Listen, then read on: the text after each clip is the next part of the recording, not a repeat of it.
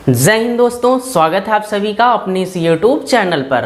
आज हम सब लोग इस वीडियो में फूल के विषय में अध्ययन करने वाले हैं। ठीक है। अच्छा, ये जो फूल टॉपिक है ये पौधों में जनन नामक चैप्टर के अंतर्गत आता है। इसमें हम लोग फूल के बारे में पढ़ते हैं, फल के बारे में पढ़ते हैं, यानी पौधों में जनन कैसे होता है इसके विषय में संपूर्ण चर्चा करते हैं। ठीक है। तो हम इस पार्ट में यानी वीडियो के इस पार्ट में क्या देखने वाले हैं, फूलों के अंग क्या होते हैं, इन अंगों का क्या क्या कार्य होता है, इन सभी के बारे में इस वीडियो में हम चर्चा करने वाले हैं। यानी कह सकते हैं फूलों की संपूर्ण चर्चा करने वाले हैं। ठीक है। तो आइए हम लोग सबसे पहले देख लेते हैं फूलों के बारे में कुछ सामान्य जानकारियों को। जैसे फूलों का अध्ययन क्या कहलाता है। ठीक है। अब पूछा जाता है, कभी कभी कंपटीशन के एग्जाम में ऐसा प्रश्न पूछा जाता है कि विश्व का सबसे बड़ा फूल कौन सा है, तो विश्व का सबसे बड़ा फूल जो है उसको रिफ्लेसिया कहते हैं। ठीक है। अब विश्व का जो सबसे छोटा फूल होता है उसे ओल्फिया कहा जाता है। इसको याद रखिएगा। सबसे बड़े पुष्प को क्या कहते हैं, तो रिफ्लेसिया कहते हैं। सबसे छोटे पुष्प को क्या कहते हैं, तो ओल्फिया कहा जाता है। ठीक। और फूल का अध्ययन क्या कहलाता है, बात समझ में आया कि नहीं। अच्छा, ये फूल होता क्या है, तो किसी भी पौधे में जो मुख्य जनन अंग होता है उसे ही क्या कहते हैं, फूल कहा जाता है। यह क्या होता है, मुख्य जनन अंग होता है। इन्हीं में क्या होते हैं, बीज लगते हैं। उस बीज से क्या होता है, नए संतान की उत्पत्ति होते हैं। वैसे जनन की प्रक्रिया दो प्रकार से होती है, इसके बारे में हम नेक्स्ट पार्ट में चर्चा करेंगे। तो इस पार्ट में हम देखेंगे फूल क्या है, फूलों के अंग कौन कौन से हैं, उनका कार्य क्या है। ठीक है। आइए चलते हैं, स्टार्ट करते हैं और देखते हैं। अच्छा, जो फूल होता है इस फूल के मुख्य कितने अंग होते हैं, तो किसी भी फूल के मुख्य 4 अंग होते हैं। कौन कौन सा होता है, एक बाह्य दलपुंज होता है, एक दलपुंज होता है, एक पुमंग होता है और एक जयांग होता है। जैसे यहाँ पर लिखा गया आप लोग देख सकते हैं, फूलों का मुख्य अंग में क्या है, नंबर 1 में क्या है, दलपुंज है, बाह्य दलपुंज है, दूसरे में क्या है, दलपुंज है, और तीसरे में क्या है, पुमंग या पुंकेसर कहते हैं, और चौथे में क्या है, जयांग या स्त्री केसर कहा जाता है। बात समझ में आई। ये मुख्य क्या होते हैं, फूलों के मुख्य अंग होते हैं। ठीक है। जैसे बाह्य दलपुंज को क्या कहते हैं, कैलिक्स कहा जाता है। दलपुंज को क्या कहते हैं, कोरोला, इंग्लिश में ये शब्द है। ठीक है। ऐसे पुमंग को क्या कहते हैं, एंड्रोसियम कहा जाता है, और पुंकेसर को इंग्लिश में क्या कहते हैं, स्टेमेंस कहते हैं। ठीक है। अच्छा, पुमंग और पुंकेसर दोनों एक ही चीज हैं। ये जो पुमंग होता है किसी भी फूल का नर भाग होता है। नर भाग का मतलब जिसमें कह सकते हैं शुक्राणु पाया जाता है, या इनमें क्या पाए जाते हैं, इनमें तो शुक्राणु के रूप में पराग कण पाए जाते हैं। बात समझ में आएगी नहीं। जो पुमंग और पुंकेसर होता है यानी नर भाग होता है, ये भी कितने भागों में बटे होते हैं, 3 भागों में बटे होते हैं।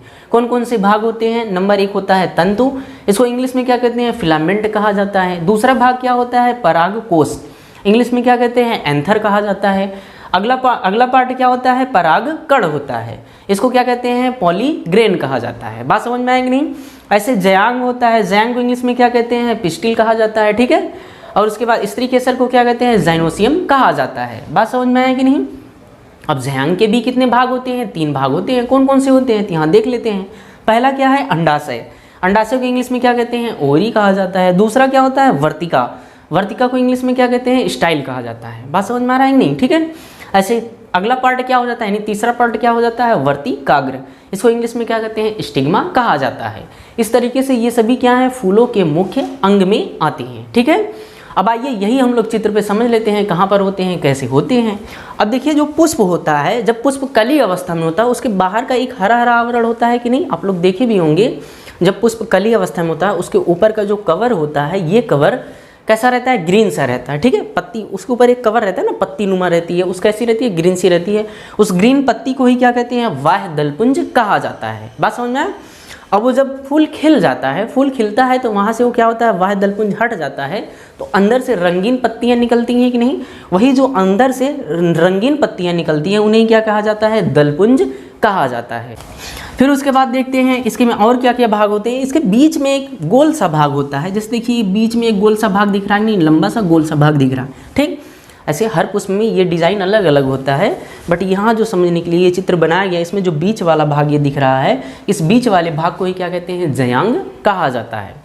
और यहाँ देखिए ये पूरा जो ऐसे निकला हुआ है यहाँ गोल सा है, फिर इसमें छोटे छोटे कण दिखाई दे रहे हैं, इस पूरे भाग को ही क्या कहते हैं, पुमंग कहा जाता है। ठीक है, अभी हम लोग ने देखा था ज़यांग कितने भाग होते हैं, 3 भाग होते हैं, पुमंग के भी कितने भाग होते हैं, 3 भाग होते हैं। कौन कौन से होते हैं, एक तंतु होता है, फिलामेंट कहते हैं, परागकोश होता है, एंथर कहते हैं, परागकण होता है, पॉलीग्रेन कहते हैं। बात समझ में आया कि नहीं। अब देख लेते हैं यहाँ पर कैसे होते हैं। ठीक, ये जो बीच वाला भाग होता है इसको तो ज़यांग कहते हैं, और ये जो भाग निकला हुआ है इसको पूरे को क्या कहते हैं, पुमंग कहा जाता है। पुमंग होता क्या है, किसी भी फूल का यह नर भाग होता है। ठीक, बात समझ में आएगी नहीं।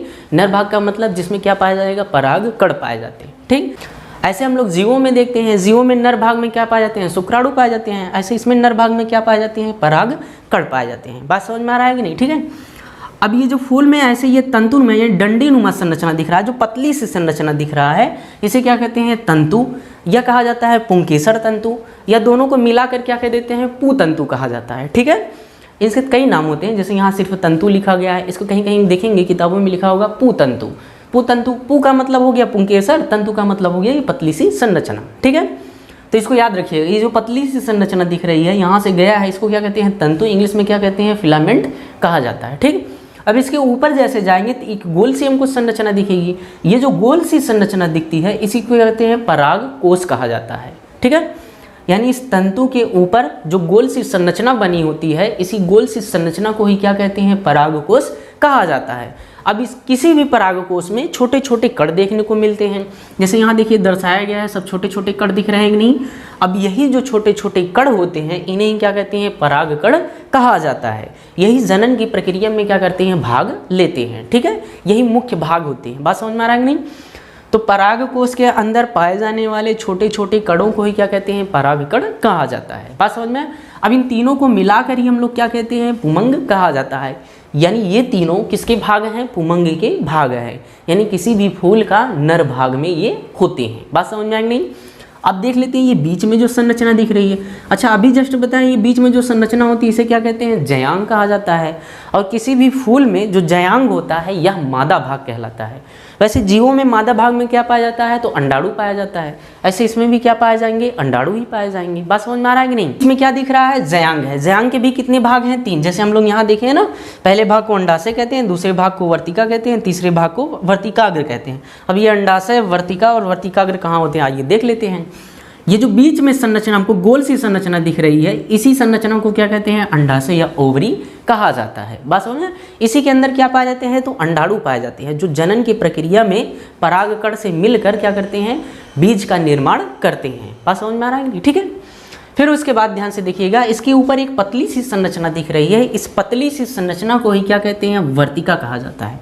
क्या कहते हैं, वर्तिका कहा जाता है। इंग्लिश में क्या कहते हैं, इसको स्टाइल कहते हैं। ठीक, अब इसके ऊपर का भाग देखते हैं। ऊपर का भाग कैसे होता है, श्लेष्मा युक्त होता है, यानी कह सकते हैं नम होता है, कुछ मतलब चिपकने के लिए उसमें कुछ द्रव पाए जाते हैं। ठीक है, यानी श्लेष्मा की तरह क्या पाए जाते हैं, उसमें द्रव होते हैं।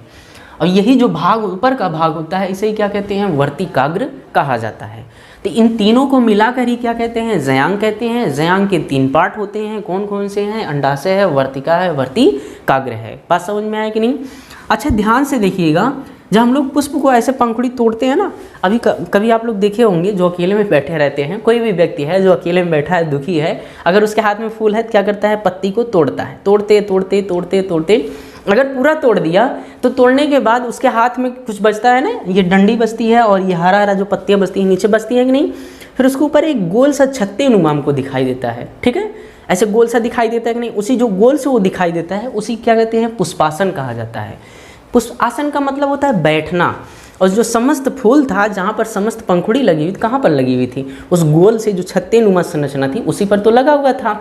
अब ये जो संरचना होती है, इसी संरचना को ही क्या कहते हैं, पुष्पासन कहते हैं। यानी समस्त फूल इसी पर बैठा हुआ था। बात समझ में आया। तो इसी को इंग्लिश में क्या कहते हैं, फ्लोरिंग कहा जाता है। ठीक, ये पुष्पासन हो गया। अब ये जो पंखुड़ी, यानी ये कह सकते हैं जो फूल होता है, समस्त फूल जिस टहनी के द्वारा पौधे से जुड़ा होता है, यानी फूल को हम लोग पकड़ते हैं ना, ऐसे पकड़कर गिफ्ट, जैसे गिफ्ट दिया जाता है कि नहीं, ऐसे पकड़कर गिफ्ट देते हैं ना, जिस डंडी को पकड़ते हैं उस डंडी को ही क्या कहते हैं, वृंत कहा जाता है। इंग्लिश में क्या कहते हैं, स्टेम कहते हैं। बात समझ में आया। तो ये सभी चीज़ें क्या कहलाएंगी, ये सभी चीज़ें पुष्प के अंग कहलाएंगी। मुख्यतः 4 ही होते हैं। अब उन चारों में कई पार्ट होते हैं, अलग अलग यहाँ पर दिखाया गया है। अच्छा, जो फूल को तोड़ते हैं ना, उसकी एक पत्ती जो होती है उसे क्या कहते हैं, पंखुड़ी या पेटल कहा जाता है। जो कलरफुल नहीं होता है उसकी एक पत्ती निकालेंगे, एक पत्ती को क्या कहेंगे, पेटल या पंखुड़ी कहेंगे। समझ में आया कि नहीं? इस तरीके से अभी तक हमने क्या देखा, हमने देखा फूल के कितने अंग होते हैं, उन अंगों के भी कितने अंग होते हैं, और ये पुष्प में कहाँ होते हैं, यानी फूल में कहाँ कहाँ होते हैं, इन सभी के बारे में चर्चा कर लिए। अब आइए करते हैं इनके कार्य क्या होते हैं, उसके बारे में भी चर्चा कर लेते हैं। ठीक है, तो देखते हैं ये जो वृंत होता है, वृंत क्या होता है, पुष्प को पकड़ने के काम आता है।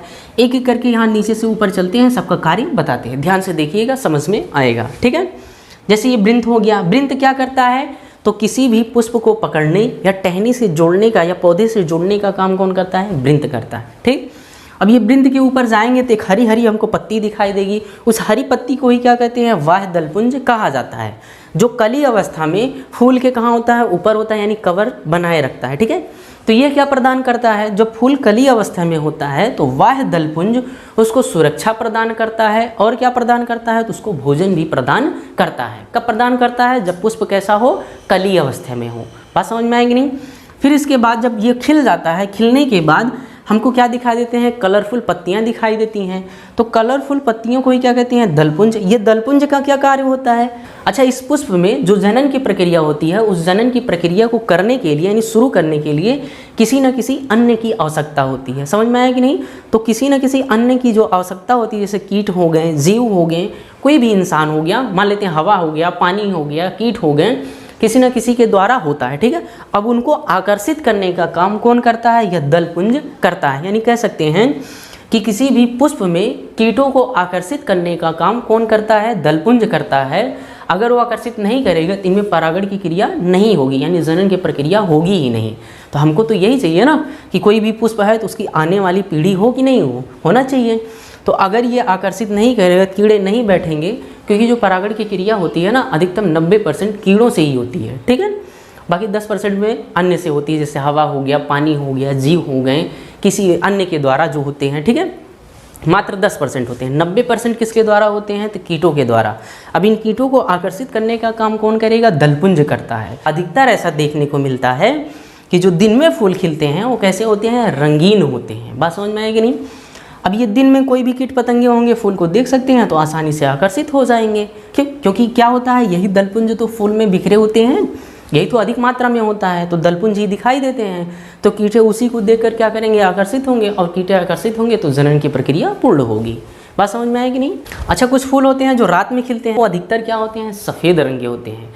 अधिकतर ऐसा होता है, ऐसा नहीं कह सकते हैं कि नहीं रंगीन नहीं होते हैं, रंगीन भी होते हैं, लेकिन अधिकतर क्या होते हैं, सफ़ेद ही होते हैं। ठीक है, फिर उनमें क्या होता है, उनमें महक होती है। जैसे आप लोग चमेली का फूल देखते होंगे ना, रात में खिलता है, सुबह तक बहुत अच्छे से महक आता है। ऐसे रात रानी भी होते हैं, बहुत सारे ऐसे फूल होते हैं जो रात में खिलते हैं और बहुत तेज़ी से महकते हैं।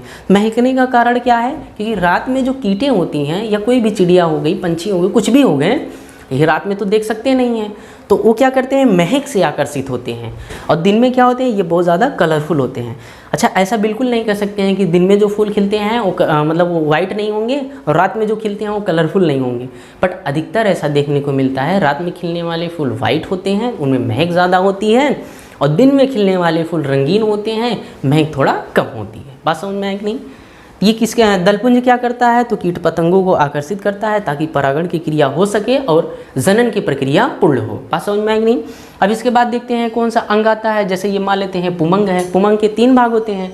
कौन कौन से होते हैं, तंतु होता है, फिर परागकण होते हैं, और क्या होता है, पराग कोश होता है। ये तंतु क्या होता है, तो कह सकते हैं मादा भाग को, मादा और नर भाग को क्या करता है, अलग करता है। ठीक है, जैसे देखिए ये पतली सी डंडी नुमा संरचना बाहर निकल गई, क्या कर दिया, अलग कर दिया।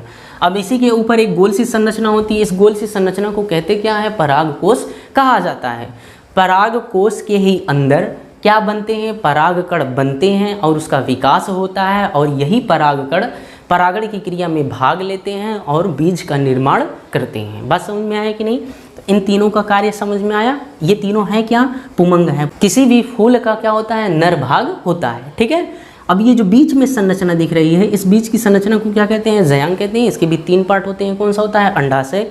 अंडाशय का मुख्य कार्य क्या है, तो अंडाशय में ही क्या होते हैं, अंडाणु का निर्माण होता है। ठीक है, इसी में क्या बनते हैं, अंडाणु का निर्माण होता है, और इसी के अंदर क्या होती है, निषेचन की क्रिया होती है। अधिकतर ऐसा होता है कि इसी के अंदर क्या होती है, निषेचन की क्रिया होती है। बात समझ में आया? वर्तिका का क्या, यानी ये ऊपर वाला जो भाग होता है इसको क्या कहते हैं, वर्तिका कहते हैं। वर्तिका का क्या कार्य होता है, तो वर्तिका में जब परागण क्रिया हो जाती है उसके बाद एक पतली सी संरचना यानी नलिका यहाँ पर उत्पन्न होती है। उस नलिका के रास्ते ही, अच्छा उस नलिका को क्या कहते हैं, परागण नलिका कहते हैं।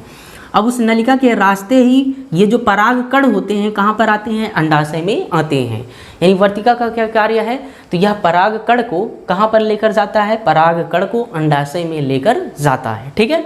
और वर्तिकाग्र क्या होता है, तो वर्तिकाग्र यह क्या होता है, कह सकते हैं किसी भी जयांग का सबसे टॉप यानी ऊपर वाला जो भाग होता है इसे क्या कहते हैं, वर्तिकाग्र कहते हैं। इसी पर अच्छा ये कैसा होता है, नम होता है। नम होने का मतलब इसमें कैसे होते हैं, श्लेष्मा युक्त होता है। ठीक है। नम होने का मतलब क्या होता है, श्लेष्मा युक्त होता है। अब इस श्लेष्मा युक्त होता है, ये किसी भी कण को क्या करता है, चिपका लेता है। ठीक है। तो जब चिपका लेगा इसी प्रक्रिया को क्या कहते हैं, परागण कहते हैं। क्या कहते हैं, परागण। वैसे परागण होता क्या है, इसके अगले पार्ट में हम इसके बारे में डिटेल से चर्चा करेंगे। ठीक है। तो वर्तिकाग्र पर कौन सी क्रिया होती है, तो परागण की क्रिया होती है।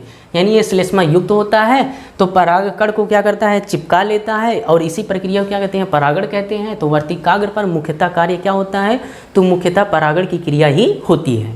बात समझ में आएगी नहीं। इस तरीके से हमने फूल के बारे में एक एक करके संपूर्ण चर्चा कर ली है। ठीक। तो मिलते हैं नेक्स्ट वीडियो में इसके अगले टॉपिक को लेकर, यानी देखेंगे उसमें परागण क्या होता है, परागण कितने प्रकार के होते हैं, फल कैसे लगते हैं। ठीक है। यानी जनन की प्रक्रिया इसमें कैसे होती है, इसके बारे में संपूर्ण चर्चा इसके अगले वीडियो में करेंगे। मिलते हैं नेक्स्ट वीडियो में नेक्स्ट टॉपिक को लेकर। तब तक के लिए जय हिंद दोस्तों। और हाँ, अगर वीडियो अच्छा लगा हो तो वीडियो को लाइक ज़रूर कीजिएगा और चैनल को सब्सक्राइब ज़रूर कीजिएगा। तब तक के लिए जय हिंद दोस्तों।